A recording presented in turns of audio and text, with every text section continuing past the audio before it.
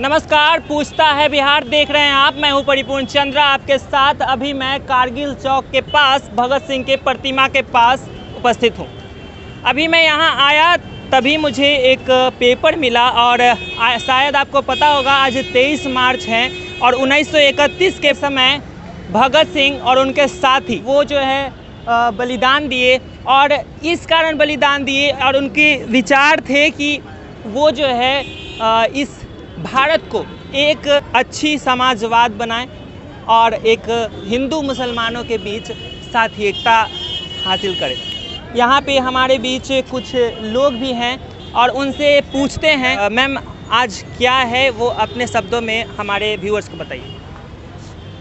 आज 23 मार्च है और भगत सिंह, राजगुरु सुखदेव को फांसी दी गई थी। आज के दिन भगत सिंह का शहादत दिवस पूरे देश भर में हम लोग ऑल इंडिया महिला सांस्कृतिक संगठन और AIDSO छात्र संगठन और AIDYO युवा संगठन की ओर से पूरे देश भर में हम लोग आयोजन कर रहे हैं। भगत सिंह, सुखदेव, राजगुरु को याद कर रहे हैं, क्योंकि आप लोग भी यह महसूस कर रहे होंगे कि जिस उद्देश्य के चलते भगत सिंह फांसी पे चढ़े, अपने जीवन को कुर्बान किए, आज उनका मकसद जो था फांसी पे चढ़ने का आज पूरी तरह से अधूरा है। आपको क्यों लगता है कि वो अभी अधूरा है? जो समस्याएं सामने नज़र आ रही है, हम लोग देख रहे हैं कि हमारे देश का नौजवान को सरकार रोजगार नहीं दे रही है। नौजवान विक्षिप्त हो रहे हैं, पागल हो रहे हैं रोजगार के अभाव में, पढ़ लिख करके। विद्यार्थी को शिक्षा नहीं मिल रही है। गरीबों के बच्चे के लिए आज स्कूल कॉलेज में एडमिशन कराना मुश्किल हो गया। महिलाओं पे अपराध बढ़ रहा है। महंगाई चरम पर है। मजदूरों को औने पौने दाम में खटाया जा रहा है। इस देश में लाखों लाख महिलाओं को मामूली उनको न्यूनतम मजदूरी भी नहीं दे रही है सरकार। रोज रोज पेट्रोल, डीजल, रसोई गैस का दाम बढ़ रहा है। ये सरकार जो कर रही है, इससे इनके कामों से आम जनता के अंदर हाहाकार मचा हुआ है, त्राहिमाम मचा हुआ है।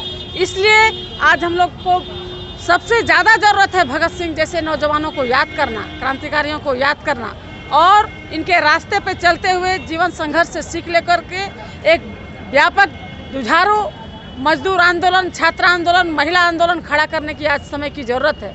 इसीलिए क्या आपको भी लगता है कि भगत सिंह जैसा सोचते थे अभी वैसा भारत नहीं हुआ? निश्चित तौर पर भगत सिंह का जो चिंतन, भगत सिंह का जो सोच था, वह सोच पर आधारित आज जो भारत है वो नहीं है। भगत सिंह का जो सपना था आज अधूरा है। अधूरा इसीलिए देखिए कि जिस देश में और जिस राज्य में बालिका गृह कांड हो, जहां सरेआम ये कहा जाता है कि वो महिला, वो बच्चियां, जो बच्चियां माने सड़कों पर है, उनको सुरक्षित करने के लिए सरकार की ओर से गृह बनाया जाता हो और उन महिलाओं के साथ इनके नेता लोग माने रेप की घटना करता हो, ये भगत सिंह के देश हो सकता है क्या? क्या ये भगत सिंह के आधार पर चलने वाले ये लोग हो सकते हैं क्या? ये नहीं हो सकते हैं। ये आज भगत सिंह के सपना अगर माने पूरा होने का मतलब है कि नौजवान, महिलाएं, यूथ, युवा, छात्र आज इनके जो चरित्र हैं, इन नेताओं का जो चरित्र है, इन चरित्र को सामने लाना चाहिए। इनका चरित्र दोहरे किस्म का है साथियों। एक तरफ ये दिखाते हैं कि हम छात्रों की बात करते हैं, युवाओं की बात करते हैं, महिलाओं की बात करते हैं, लेकिन यदि हकीकत में देखिए तो ये सब एक बाघ के खाल में ये भेड़िए लोग हैं। मतलब ये भेड़िए लोग हैं ये लोग। इसीलिए अगर भगत सिंह का हम भारत बनाना चाहते हैं, अगर ये भारत होता तो आपके अनुसार पूरे तरह से जो ब्लेम आप डाल रहे हैं वो नेताओं पे है? सिर्फ नेता ही नहीं, सिर्फ नेताओं पर ही हम ये ब्लेम नहीं डाल रहे हैं। ये जो व्यवस्था है, भगत सिंह ने क्या कहा था? साम्राज्यवाद का नाश हो, पूंजीवाद का नाश हो, समाजवाद जिंदाबाद का नारा उन्होंने दिया था।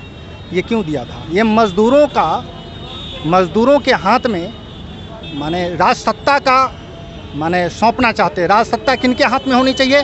ये देश के पूंजीपति सेठों और रेपिस्टों के हाथ में नहीं होनी चाहिए, मजदूरों मेहनतकशों के हाथ में ये होनी चाहिए, जो आज नहीं है। आज ये सत्ता का ये दो लोग दुरुपयोग कर रहे हैं, सत्ता को अपने हाथ में लेकर। रेपिस्ट कहने का तात्पर्य क्या है, आप किनको डिनोट करना चाह रहे हैं? देखिए, ये पूरे सत्ता जो सत्ता के माने यूज करके, सत्ता का यूज करके ये महिलाओं और बच्चियों के साथ मतलब रेप कर रही है, ये कह रहे हैं। माने ऐसे चीज़ों को बढ़ावा दे रही है। आप देखिए, एक अच्छे इंसान बनने के लिए, एक अच्छे मानव बनने के लिए समाज में एक ऐसा भी चीज़ है, बताइए। आज पूरे कॉलेज यूनिवर्सिटी का हालत देख लीजिए, जहाँ आप यूं ही जाकर के विजिट कीजिए तो वहाँ गांजा फूकते नज़र आते हैं।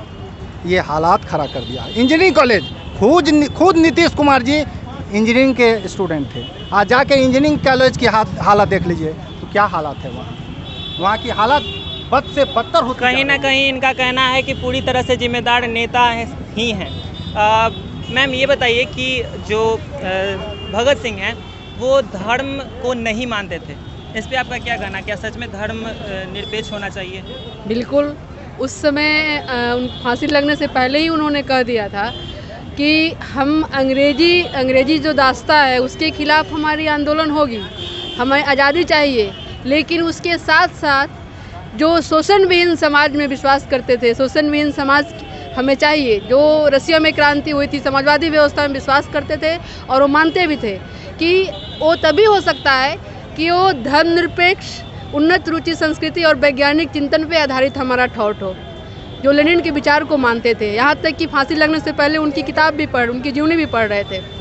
और तो इसलिए उन्होंने कहा था कि एक व्यक्ति का शोषण करे, एक राष्ट्र दूसरे राष्ट्र का शोषण करे, ठीक है, फिर भी उसके खिलाफ हमें लड़ाई लड़नी होगी और वो एक जन आंदोलन के रूप में होगा, स्कूल कॉलेजों में जा कर के होगा, गांव शहरों मोहल्लों में जाके होगा। इस तरह के वो आंदोलन में विश्वास करते थे और समाजवादी क्रांति, समाजवादी मुल्क में विश्वास करते थे, वो बिल्कुल चाहते थे। तो सही धर्मनिरपेक्ष वैज्ञानिक चिंतन में विश्वास करते थे, भौतिकवादी चिंतन में विश्वास करते थे, यानी लेनिन के पूरी तरह वो समर्थक थे, समाजवादी मुल्क के समर्थक थे। बहुत बहुत धन्यवाद। अलग अलग लोगों से अलग अलग राय जाना आपने। ऐसे ही बहुत सारे वीडियोस देखने के लिए हमारे फेसबुक चैनल और यूट्यूब चैनल को सब्सक्राइब करें। देखते रहें पूछता है बिहार। मैं हूँ परिपूर्ण चंद्रा। तब तक के लिए धन्यवाद।